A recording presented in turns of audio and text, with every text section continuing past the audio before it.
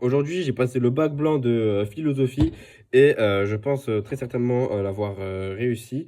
Et donc, je vais donner quelques conseils parce que là, c'est la semaine du bac blanc pour moi personnellement. Et donc, c'est la galère, voilà, c'est le bourbier, c'est toutes les épreuves, c'est complexe. Alors, si toi aussi, tu arrives sur une période d'examen ou si tu vas avoir des épreuves écrites bientôt ou tu as un examen, tu as un contrôle, tu as n'importe quoi, tu as un concours, bref, que sais-je, je vais te donner un conseil de dernière minute, vraiment un conseil qui peut te sauver la vie, même si tu as le sentiment de rien savoir du tout. Ce conseil, il m'a sauvé la vie tout à l'heure et j'appelle ça la visualisation. Alors oui, ça peut paraître très bizarre comme ça, visualisation, on dirait un truc de méditation ou je ne sais guère, mais en fait, ça n'en est pas si éloigné que ça.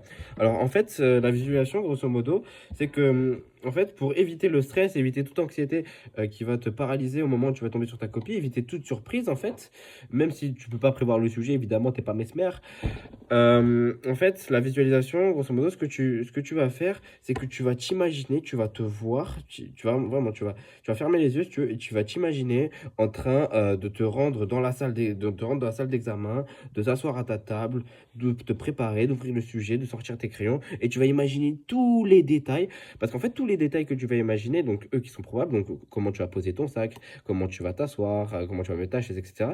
C'est toutes des choses en fait, tu vas supprimer de du hasard et tu vas en fait comme ça délibérer de l'espace cognitif et tu vas t'y attendre et tu vas être en fait plus sûr de toi dans ton action d'aller à l'examen.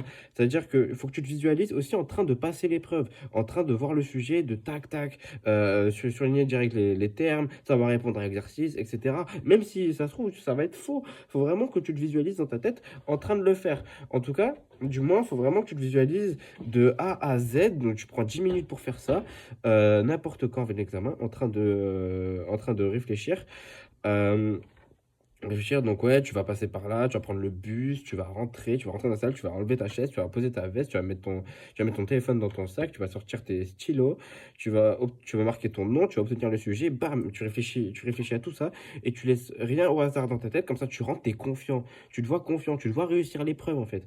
Et en étant comme ça, ton cerveau, il va arriver dans un autre état d'esprit, tu vas être directement confiant et beaucoup plus apte justement à aller réussir l'examen, à aller travailler. Et même si ça te semble difficile, parce que peut-être que tu n'as pas forcément énormément travaillé ou juste que le sujet est compliqué, je le conçois.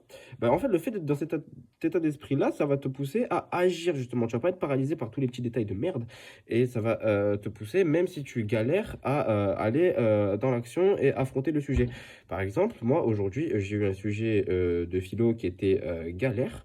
Je m'y attendais pas du tout, mais je suis tombé dessus et dès que je suis rentré dans la salle, j'ai su exactement quoi faire. Je me suis rappelé en train de visualiser et j'ai su quoi faire. J'ai eu le sujet, j'ai su quoi faire parce que je me suis vu le faire.